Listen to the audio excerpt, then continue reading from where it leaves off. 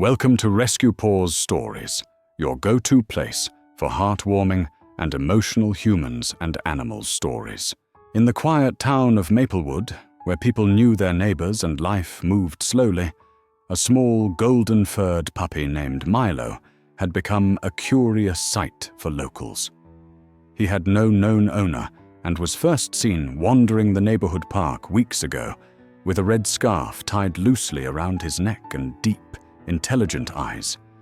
Every day without fail, he would trot over to the same patch of earth near the base of an old oak tree in the park and dig furiously for minutes, sometimes hours.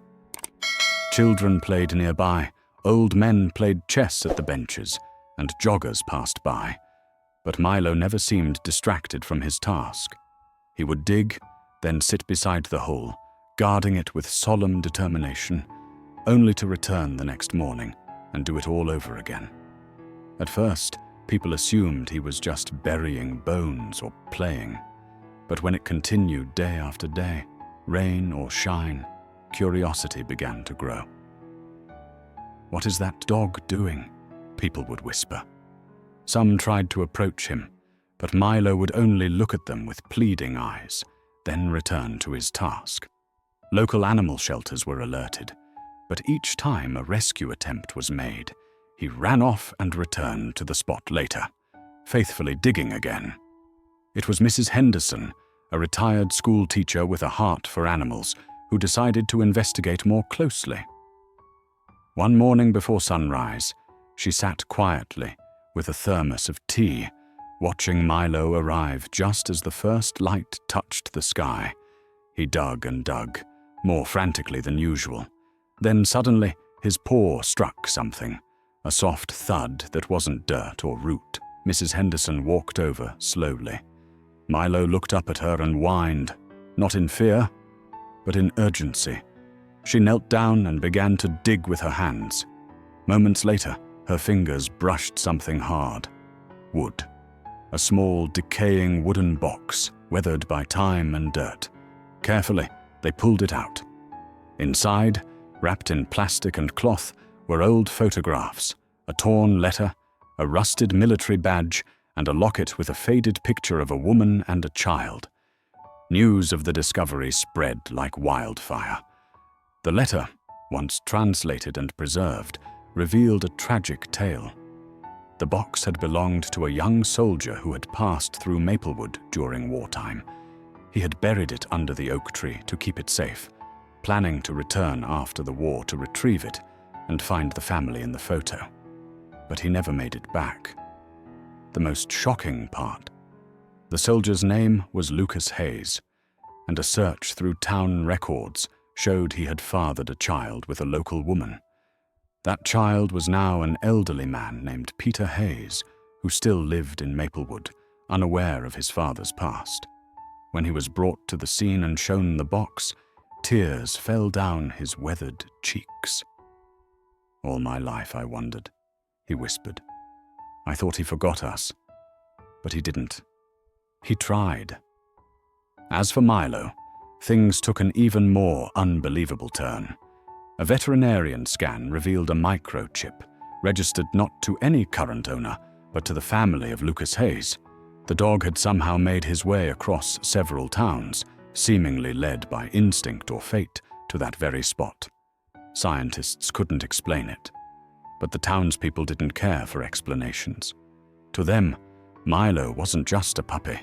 He was a messenger, a living connection to a past that still cried out to be remembered. Peter adopted Milo that day, calling him his guardian of memory. A small memorial was erected at the base of the oak tree, with the box placed in a museum nearby for visitors to witness. And every morning, Milo still walked to the tree, not to dig, but to sit in silence, as if standing watch over the past he had unearthed and the healing he had brought to an entire town. From that day forward, Milo became more than just a town pet. He was a symbol of hope, love, and the unseen bonds that connect souls across time. Tourists from neighboring towns began visiting Maplewood, drawn not by flashy attractions, but by the quiet magic of an old oak tree, a buried memory, and a small dog who never gave up. School children would leave small flowers by the memorial, and families would sit by the tree to tell their own stories, inspired by Milo's unwavering loyalty. Peter Hayes, once a quiet and lonely old man, found a renewed purpose. With Milo at his side, he began speaking at schools and local events, sharing not only the story of his father's lost love and Milo's incredible journey, but also reminding others of the importance of honoring the past and embracing the unexpected. He would always end his talk the same way. That little dog did what no one else could. He brought my father home to me. One rainy afternoon, a group of students visited the memorial as part of a history project.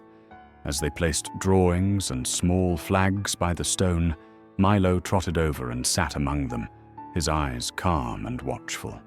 A little girl gently patted his head and whispered, "You're a hero." Milo wagged his tail, not needing words to know he was loved. But one evening, as the sun dipped behind the hills and the leaves of the oak tree rustled in the breeze, Peter noticed Milo was slower than usual. The once energetic puppy now moved with careful steps, his golden fur graying ever so slightly. A vet visit confirmed what Peter feared. Milo's journey had taken a toll, and though he still had time left, he would need rest and care. Peter set up a cozy corner by the window for him, overlooking the tree. There, Milo would lie for hours, watching the world go by, his chest rising and falling with gentle breaths. Occasionally, his ears would perk up, as if listening to whispers carried on the wind, perhaps echoes of a promise once made under that same tree decades ago. One quiet morning, just as dawn kissed the sky, Peter found Milo lying peacefully, the red scarf still tied around his neck. He had passed in his sleep, eyes closed, face serene. In his paw was the old locket, which Peter had once left on the windowsill. The entire town came together to bid farewell. Milo was buried beneath the oak tree he loved so deeply, beside the memorial he helped create. A new plaque was added. "Here lies Milo, the guardian of memory, the keeper of love." And though he was gone, the spirit of the little dog who wouldn't stop digging lived on, in the hearts of those he healed, in the history he uncovered, and in every whispered breeze beneath the branches of that sacred tree. The years passed, but the legacy of Milo and the mystery he unveiled never faded from the hearts of the people of Maplewood. The story of the puppy who uncovered a long-lost love captured not just the attention of neighboring towns, but eventually the entire country. News outlets picked it up, journalists visited the tree, and a documentary crew even made a film titled "The Puppy and the Oak Tree, A Love Unearthed." Tour buses would stop by the memorial, and school children would be told the tale of how a simple act of digging became a beacon of history, love, and connection. Artists painted murals of Milo, and a children's book inspired by his life became a local bestseller. Milo had become more than a pet or even a hero. He had become a legend. Peter, now growing older, found joy in seeing how Milo's story lived on. He would often sit by the tree with a cup of tea, greeting visitors, sharing stories, and listening as others told him how much the tale meant to them. Some said it helped them reconnect with estranged family members, others were inspired to adopt rescue dogs, and a few were simply moved by the reminder that love, no matter how buried, always finds a way to surface. One spring afternoon, a young boy visiting with his family sat beside Peter under the oak tree. He clutched a small puppy in his arms and asked, "Do you think Milo knew what he was doing?" Peter smiled, his eyes misty. "I think dogs know more than we give them credit for," he replied. And Milo? He knew. He was sent here for a reason. That summer, the town held its first Milo Day festival, celebrating rescue animals and honoring hidden stories waiting to be told. Families brought their pets, shared tales of how their animals had changed their lives, and gathered beneath the old oak tree. A brass statue of Milo was unveiled, sitting proudly at the foot of the tree, forever guarding the spot he had once tirelessly dug. As Peter watched the celebration unfold, surrounded by laughter and wagging tails, he felt an overwhelming peace. Milo might be gone in body, but his soul had transformed the town, mended broken hearts, and given him, and so many others, a new beginning. And every evening, as the sun dipped below the horizon and golden light bathed the memorial, a gentle breeze would rustle the leaves. Some said it was just the wind. Others believed it was Milo, still watching, still loving, and still reminding everyone that even the smallest paws can uncover the greatest truths. Even years after the statue of Milo was unveiled beneath the old oak tree, the town of Maplewood continued to feel the ripple effects of the little dog's incredible discovery.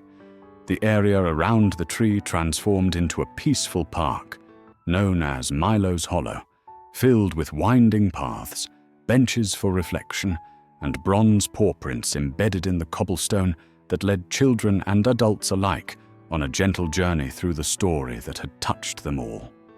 Peter, now well into his twilight years, still made the walk every morning from his small cottage nearby to the oak tree. Though his steps had slowed, his spirit remained buoyant, lifted by the sound of children giggling and dogs barking joyfully in the distance. Each time he looked at the statue of Milo, tail curled upward, eyes bright, he whispered a quiet, "Thank you." On one particularly chilly morning, Peter brought a worn journal with him and sat beneath the tree. He opened it to the first page and began to write the story himself, his memories of Milo, the mystery that unfolded, and the healing it brought not just to him, but to an entire town. He wanted the next generation to know that sometimes love returns in unexpected ways, and that even a small rescue animal can change the world. That winter, as snow gently fell on the statue and the leaves slumbered under a white blanket, something incredible happened. A letter arrived from a woman in a distant city. Her name was Clara, and she had once lived in Maplewood as a little girl. She remembered the tree, the bench, and the whispers about the puppy who found a story. Inspired by Milo's tale, she had become a veterinarian and now ran a rescue center for dogs that no one else wanted. Enclosed in her letter was a photo of a dog with soulful eyes and a scar on its paw, just like Milo's. "I named him Oak," she wrote, "after the place where the story began. And I tell every visitor who adopts from us the tale of the little dog who dug up history and healed a town." Peter held the photo to his heart and wept, not from sadness, but from overwhelming gratitude. Milo had not only brought the past to light, he had lit a path into the future. And on that snowy morning, with the statue of Milo glistening in frost and the roots of the oak tree holding countless memories, Peter closed his eyes and smiled. The love of a dog, the mystery of the past, and the kindness of one small heart had created something eternal. Because sometimes a puppy doesn't just dig up the earth. Sometimes he uncovers the soul of a town.